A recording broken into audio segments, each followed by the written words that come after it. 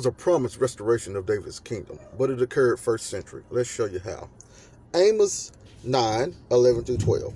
On that day I will raise up the booth of David that is fallen, and repair its breaches, and raise up its ruins, and rebuild it as in the days of the old, in order that they may possess the remnant of Edom, and all the nations who are called by my name, said the Lord who does this.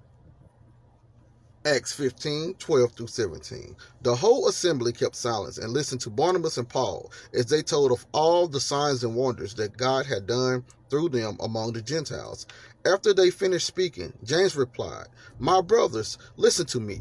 Simeon has related how God first looked favorably on the Gentiles to take from among them a people for his name. This agrees with the words of the prophets, as it is written, after this I will return, and I will rebuild the dwelling of David, which has fallen from its ruins. And I will rebuild it, and I will set it up, so that all peoples may seek the Lord, even all the Gentiles over whom my name has been called. Thus says the Lord, who has been making these things known from long ago." So according to James, that kingdom of David was being restored first century. Let's read a little bit more. Amos 9:14-15. I will restore the fortunes of my people Israel, and they shall rebuild the ruined cities and inhabit them.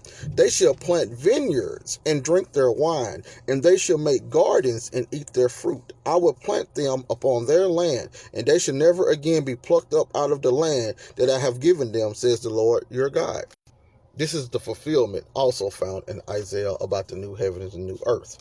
Isaiah 65:17. For I am about to create new heavens and a new earth. The former things shall not be remembered or come to mind. But be glad and rejoice forever in what I am creating. For I am about to create Jerusalem as a joy and its people as a delight. Verse 21-25. They shall build houses and inhabit them. They shall plant vineyards and eat their fruit. They shall not build and another inhabit. They shall not plant and another eat. For like the days of a tree shall the days of my people be, and my chosen shall long enjoy the work of their hands. They shall not labor in vain or bear children for calamity, for they shall be offspring blessed by the Lord, and their descendants as well. Before they call it, I will answer. While they are yet speaking, I will hear.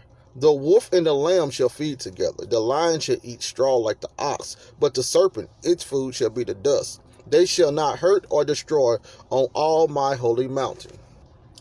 Matthew 5:9. Blessed are the peacemakers, for they will be called the children of God. So we find out through the giving of the Holy Spirit, then peace came upon earth, and that peace allowed mankind to be in that same type of kingdom that David was supposed to have. One ruled by righteousness through the Holy Spirit under Christ and the saints.